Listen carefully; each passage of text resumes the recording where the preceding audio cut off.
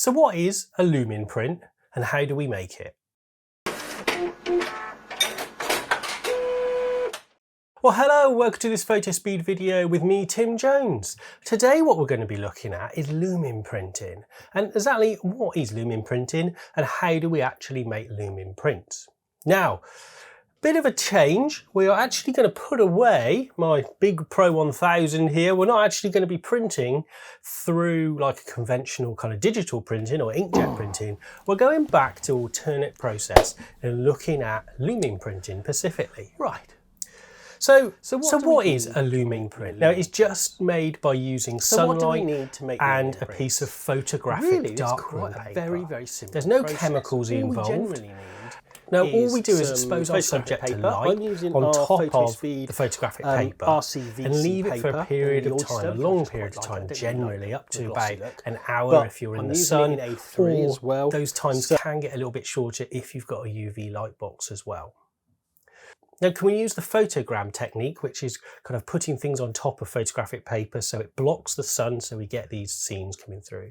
But we can also use digital negatives and actually print our photographs using this technique.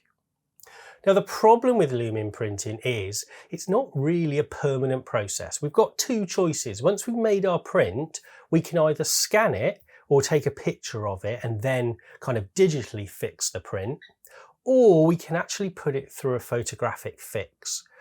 But that does change the colour and changes the tone of the picture as well. But I'll show you both in this video. Now, before we get started and go through kind of what we need to do Lumen prints and how we go about it, please don't forget to subscribe. Just click that subscribe button at the bottom. And also, please give us a thumbs up as well. Stick around to the end of the video because I've got a discount code that will give you 15% off all Fotospeed papers on photospeed.com. Okay, so let's dive in and have a look at what we actually need to make a Lumen print.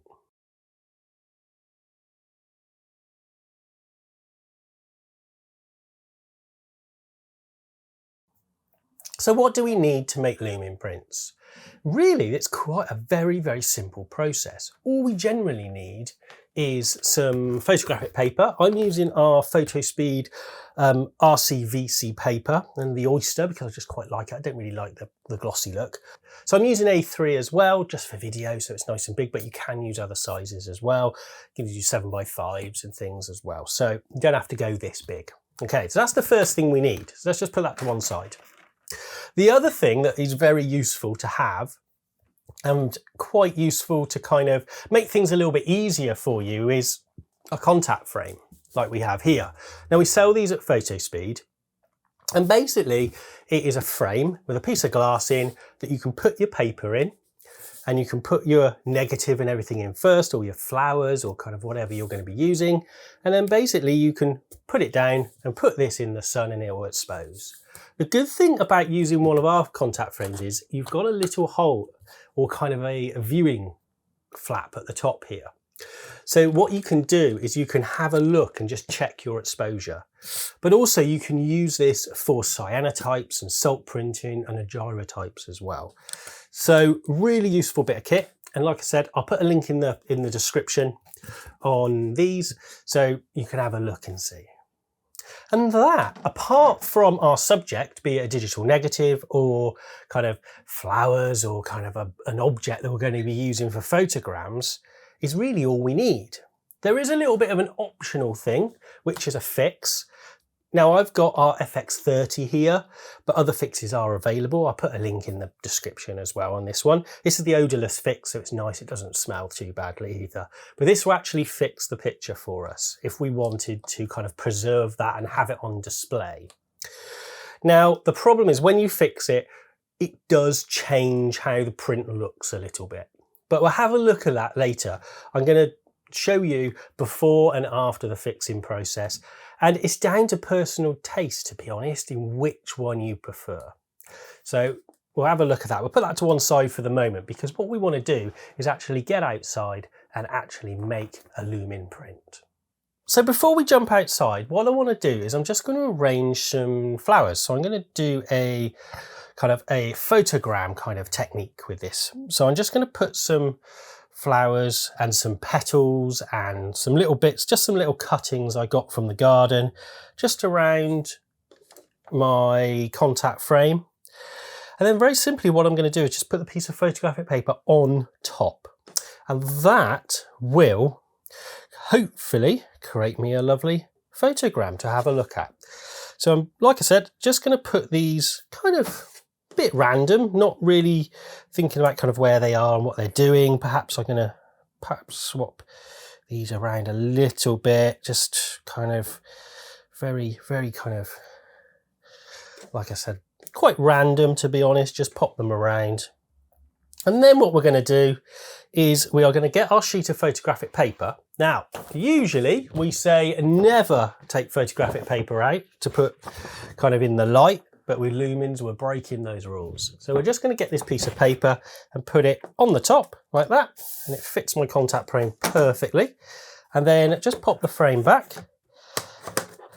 and just put all the clips down so everything is there. And then we have our scene, should we say, ready to expose. Okay, so here we have our scene. Now it doesn't worry too much that I'm probably already exposing this picture because it's quite bright up here. So what I'm going to do is I'm just going to take this outside and put it in a nice sunny space, and hopefully it will expose. Now I'm going to leave it for about 45 to 50 minutes. Just going to have a go and check, and then we'll hopefully see what things come out like. So let me go and pop this outside, and then we'll go from there.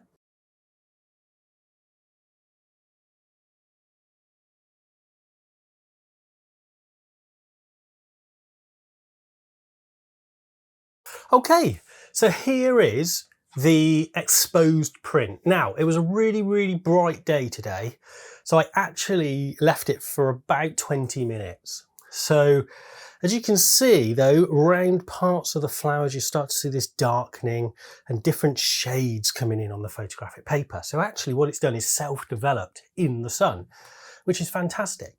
So what I need to do is just get this out of the frame, take all the flowers off, and then we'll actually have a look at the finished print. Okay, so let's get it out of the frame and then take all the flowers off, and we'll actually see what we've got. Okay, so I've taken it out, and here is the finished print. Now, if I leave this in the sun, this will go completely. It will just go a horrible brown, and it will just expose over the top. So we've got a couple of options. What I tend to do is to actually re-photograph this with a camera. Just place it down, put the camera over the top, and just photograph it. And that would digitally fix this for you. But we do have another option, but it will change how this looks. So if you like the look of this, then probably the digital way is the best way to do it. However, if you want to kind of fix this and kind of make it permanent so you can frame it and put it on the wall, then you'll need to use the chemical fix, the FX30, which is what I'm going to do now, so we can have a look at it and see the differences between the two.